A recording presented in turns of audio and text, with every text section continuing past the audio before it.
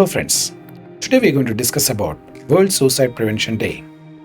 I'm Dr. Suresh Badadmat, Professor of Psychiatry working at NIMANS, Bangalore. Every year on 10th of September, we observe World Suicide Prevention Day.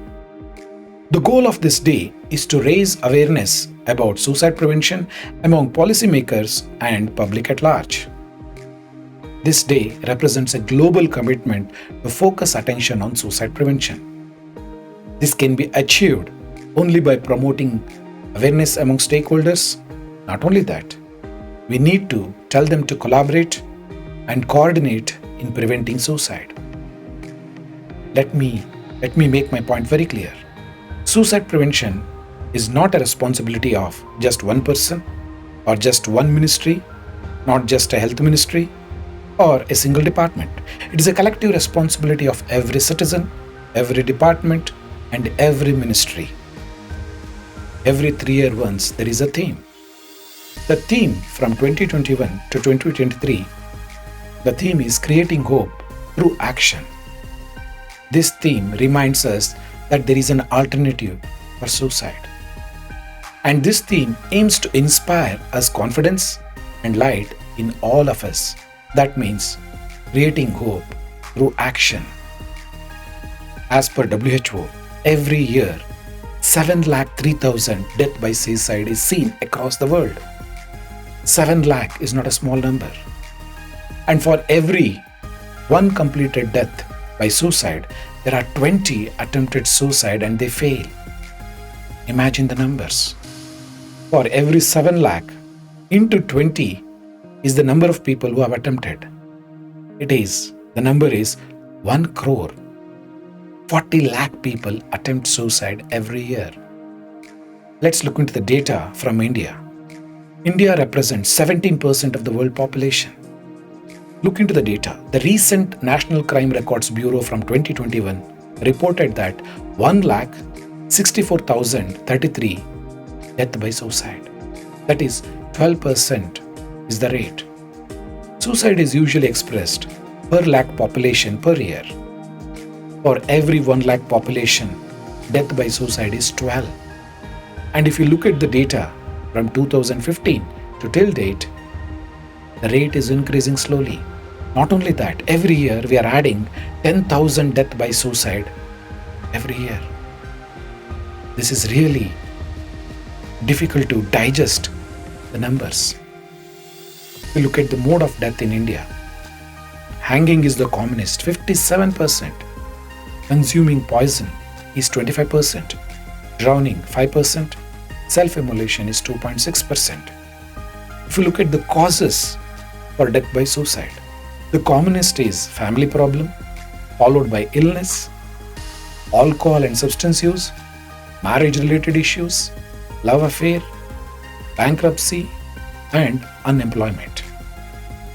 If you look at the death by suicide by profession, daily wage earner is 25%.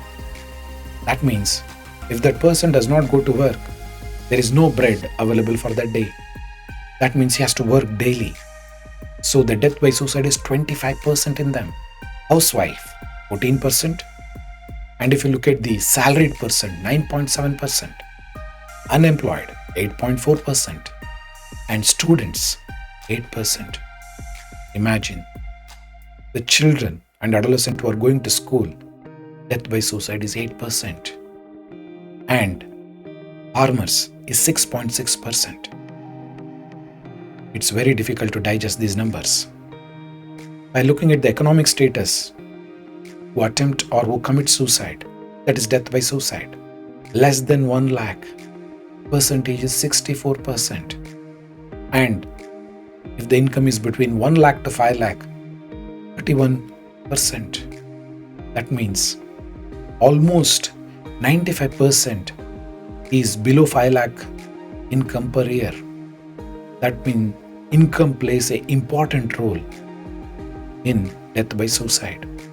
If you look at by education, no education 11%, primary level of education is 15%, 19% in mid-level, matriculation, that is 10th, is around 24%, and higher secondary level is 16%.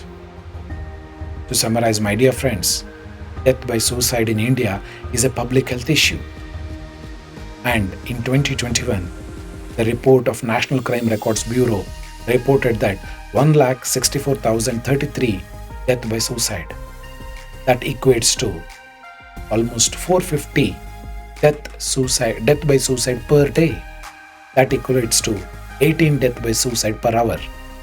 And for every 192 seconds, there is a one death by suicide in India.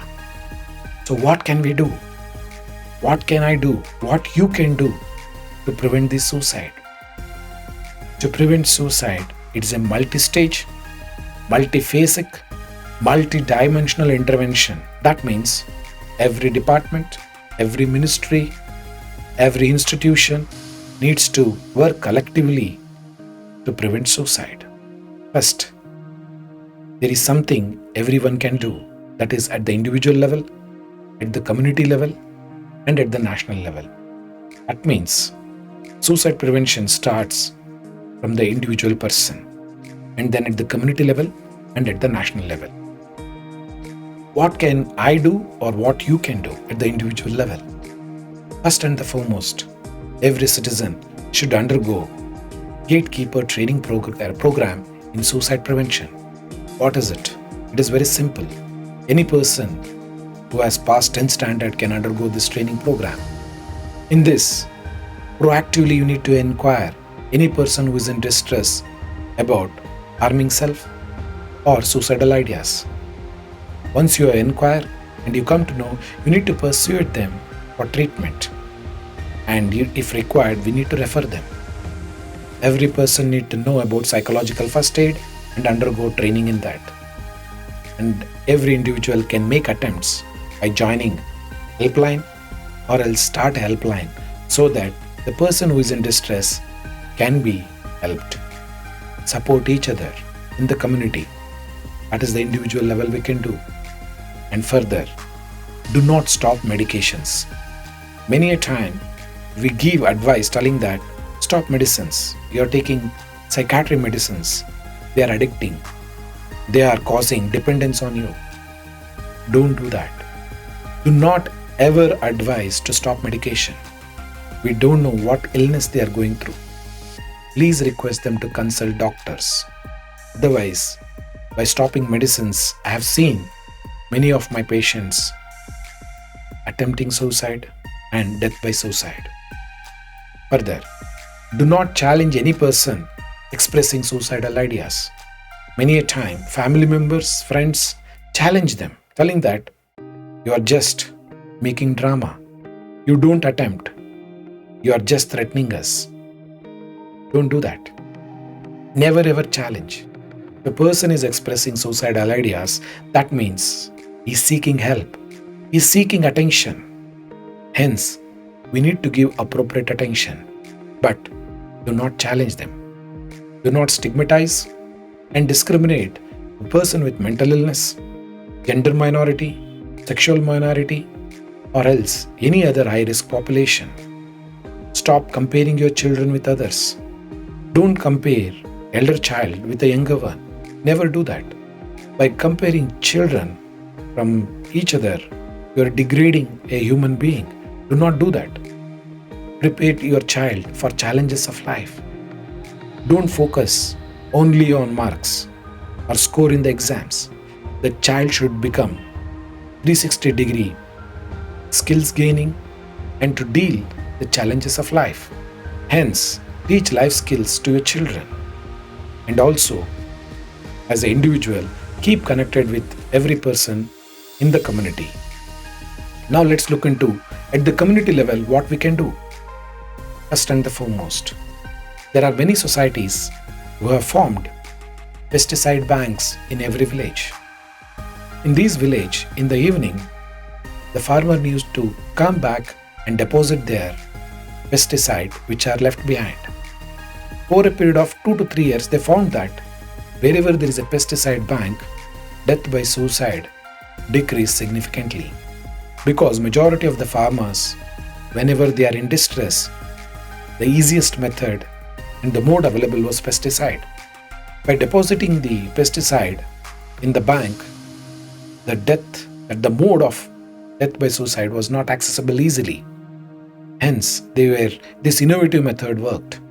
Further, economic is one of the reason the death by suicide is very high. Hence, microfinancing in the community plays a major role. Further, limit the availability of alcohol and drugs. There are many studies across the globe which clearly said that substance use, drugs, alcohol are a high risk for attempting and death by suicide. Please create awareness about mental illness and prevention of suicide. Encourage people to seek help. That is very essential. That means even if you are distressed, if you need to seek help, please do that. Suicide prevention should also be started in every school and colleges. I have seen many kids or in the higher education centers, death by suicide is seen in campus. Not only that, there are many kids who think of committing suicide or else even attempt suicide. Hence, we need to implement this suicide prevention program in every campus, in school and college. Further, the simple way of implementing this is peer-to-peer support program. In the community, in the college campus. What does it mean? Suicide prevention program can be given effectively through peers. That is through friends. How to do that?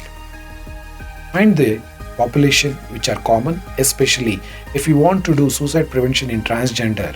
Find the champions or volunteers in the transgender and train them with regard to suicide prevention.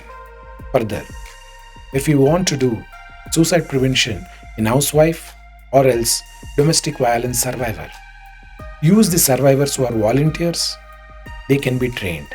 Similarly, if you want to do suicide prevention in prison population, find the prison population or else completed or a convicted prisoner population, find the volunteers, train them. They are the best people to provide peer support. Similarly, in student population and also survivors of sexual abuse, find those people, train them who are volunteers and they can provide support to other people who are at high risk. Further, training various other healthcare providers and also social workers such as Anganwadi workers, Asha workers, nurses, A&M.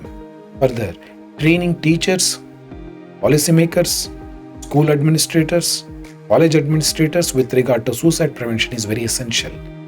Further, every graduate should undergo training in suicide prevention and also psychological first aid. Involve every healthcare professional in suicide prevention. Further, there should be a massive community awareness with regard to suicide prevention. Involve every healthcare worker in suicide prevention. Further, nowadays, online bullying, online sextortions are occurring. Hence, these need to be discouraged. Further, there should be laws to punish those people who do online bullying, trolling should be stopped. Strengthen family, social and spiritual ties. Now coming to the national level, what can we do? First and the foremost, national level suicide prevention policy should be drafted and adopted. This policy should be intersectorial, interdepartmental and interministerial. That means suicide prevention is every ministry's responsibility. Not only health, law, home ministry with regard to drugs and substance use, social welfare ministry, women and child ministry, education, National Human Rights Commission, judiciary, police, name them. Every department and ministry need to get involved in suicide prevention. Life skills training of children should be done at the earliest. Mental health for human resources is very less at this point of time. We need to come with innovative solution to increase mental health human resources. Further, National Mental Health Program to be strengthened and implemented in every district. District Mental Health Program to be implemented. strengthened, and also Taluk mental health program or else Tehsil mental health program should be implemented. Further, recently, National Tele-Mental Health Program has been announced. That should be implemented at the earliest. This National Tele-Mental Health Program is a digital arm of District Mental Health Program. Now, it has to be implemented. That's very essential to prevent suicide. Using social media to reach the youngster for prevention of suicide. Further, we need to have therapies and therapists. Because we have very few therapists, we need to come up with innovative solution by using digital technology like artificial intelligence, machine learning, chatbots to prevent suicide, and also to develop wellness application so that can be used by population for better mental health. Cyberbullying to be prevented at large. That can be done through policy and laws. Further, suicide prevention apps should be developed by the various digital companies, maybe IT companies, as a social corporate responsibility so that they can prevent suicide. Further, high-risk population intervention should be done. For example, there should be de-addiction center should be available at every district, possible at every taluk. Person with mental illness need to get access to treatment and also availability of psychotropics freely in every primary healthcare center. Further, we need to decrease domestic violence. There should be family counseling centers available in every district and also with ease. Fair price for farmers is very essential. So these are the important things which can be done at national level. Further, suicide reporting by media should be responsible. We should not glorify suicide in the media. This will cause further effect, also called as copycat suicide. If you glorify suicide, there will be contagious suicide by many people in the population. We need to underplay this suicide. We need to report the suicide responsibly. That is Papageno effect. This is in the honor of a character in Mozart opera, that is the magic flute. That is responsible reporting of media. If a celebrity dies by suicide, there should be responsible reporting without going into the details of the death by suicide. And at the same time, you need to educate about prevention of suicide, how to take care of mental health, giving some helpline numbers, and also where they can seek help. So these are the important things should be done, and no one should glorify suicide. To conclude, my dear friends, suicide is a public health issue. The best way to prevent suicide is to recognize early warning sign, knowing how to respond such crisis situation, persuasion, and referral. There should be coordinated, multidimensional, multi-agency, multi-phasic, multi-departmental approach in controlling this epidemic of suicide. This is not just a health issue. It is a social issue, psychological issue, and also public health issue. So, it is everyone's duty to save the life. Everyone can save life. It is time to act now before it is too late. Hence, creating hope through action. Thank you very much for giving your valuable time. Stay safe.